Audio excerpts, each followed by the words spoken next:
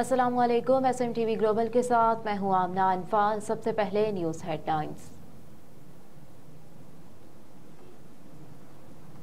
वज़ीर आला सिंध का इंतखाब आज होगा। मुराद अली शाह तीसरी बार ओहदे के मजबूत उम्मीदवार।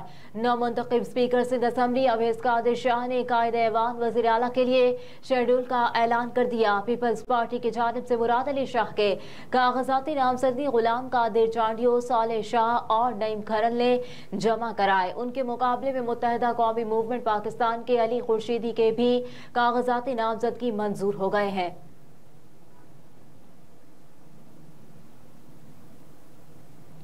अली अमीन गंडापुर का आज़ाद हैसियत में वज़ीर आला का इंतखाब लड़ने का फैसला। ज़राए के मुताबिक तहरीके इंसाफ के रहनुमा अली अमीन गंडापुर सुन्नी इत्तेहाद कौंसिल में शामिल नहीं हुए। वज़ीर आला का इंतखाब बगैर पार्टी लड़ेंगे। अली अमीन गंडापुर ने PTI इंट्रा पार्टी में भी सूबाई सदारत के लिए कागजात जमा करा दिए। ज़राए के मुताबिक अली अमीन गंडापुर ने सुन्नी इत्तेहाद कौंसिल में शमूलियत का हलफ नहीं लिया। वो इस वक्त आज़ाद उम्मीदवार हैं। इंट्रा पार्टी इलेक्शन एक्ट के मुताबिक सुन्नी इत्तेहाद कौंसिल में शमूलियत के बाद अली अमीन गंडापुर PTI के इंट्रा पार्टी इलेक्शन में हिस्सा नहीं ले सकते।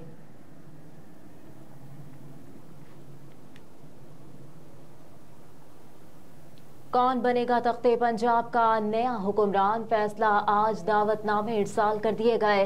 एक रोज कबल पंजाब असम्बली के स्पीकर और डिप्टी स्पीकर का इंतखाब हुआ। दोनों ओहदे नून लीग ने भारी अक्सरियत से हासिल किए। इसी तरह वजारत आला के लिए भी मुस्लिम लीग नून की मरियम नवाज मजबूत उम्मीदवार, जबकि उनके मद्दे मुकाबिल राना आफ्ताब भी जीत के लिए पुरअज़्म।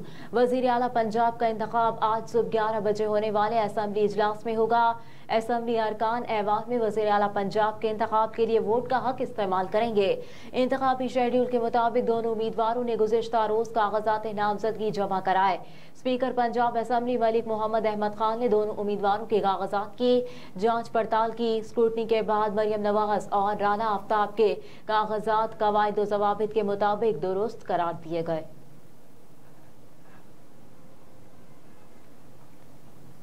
गजा में जंगबंदी कैदियों से मुतालिक बातचीत अहम मरहले में दाखिल हो गई। व्हाइट हाउस की कौमी सलामती के मुशीर जैक सेल्वान ने कहा कि इसराइल, मिस्र, कतर और अमरीका ने आर्जी जंगबंदी का ऐलान करने के लिए कैदियों के मुआहदे के बुनियादी नुकात पर समझौता कर लिया है। ये मुआहदा बातचीत के आखिरी मरहले में है। कतर और मिस्र के दरमियान हमास के साथ बिलवास्ता बातचीत होनी चाहिए। जो बाइडन ने अभी तक रफा ऑपरेशन के हवाले से इसराइल का मंसूबा नहीं देखा।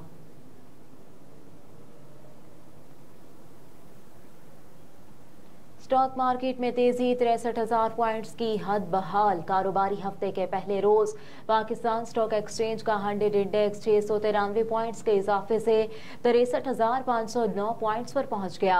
गुज़िश्ता कारोबारी हफ्ते के आखिरी रोज स्टॉक एक्सचेंज में कारोबार का इख्तिताम मुस्बत जोन में हुआ, जिसके बाद स्टॉक मार्केट में 100 इंडेक्स 901 पॉइंट्स इजाफे के साथ 62,815 पॉइंट्स की सतह पर बंद हुआ था।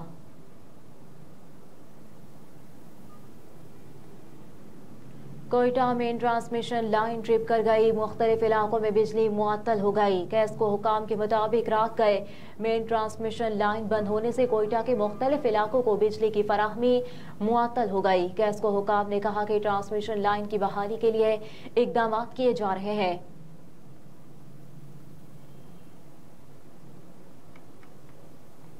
गुजरावाला में फैक्ट्री में आग लगने से लाखों रुपए का सामान जलकर खाकसर हो गया। आतिशज़दगी का वाकया गुजरावाला के इलाके नौखर के करीब फाइबर के दरवाजे बनाने वाली फैक्ट्री में पटाखा गिरने की वजह से पेश आया। आग इस कदर शदीद थी कि इसने देखते ही देखते पूरी फैक्ट्री को अपनी लपेट में ले लिया। वाक़े की इत्तला मिलने के बाद फायर ब्रिगेड की 3 गाड़ियां मौके पर पहुंच गईं और कई घंटों की जिदोजहद के बाद आग पर काबू पा लिया गया। आतिशज़दगी से वहां मौजूद सामान जलकर खाकसर हो गया।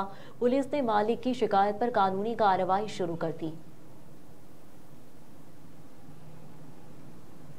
पाक बहरिया का शुमाली बहरा अरब में फायर पावर का कामयाब मुजाहरा। पाक फौज के शोबा ताल्लुकात आमा ISPR के मुताबिक commander Pakistan flight vice admiral Mohammad Faisal Abbasi ने फायर पावर डिस्प्ले का मुशाहिदा किया। पाक बहरिया के जहाज ने सतह आब से फजा में मार करने वाले FM मिसाइलों से फजाई अहदाफ को कामयाबी से निशाना बनाया। ISPR के मुताबिक कमांडर पाकिस्तान फ्लाइट ने पाक बहरिया की ऑपरेशनल तैयारी पर मुकम्मल इत्मीनान का इजहार किया। इस मौके पर वाइस एडमिरल मोहम्मद फैसल अब्बासी ने कहा कि पाक बहरिया मुल्क की बहरी सरहदें नाकाबिल तस्खीर बनाने के लिए हमा वक्त तैयार है।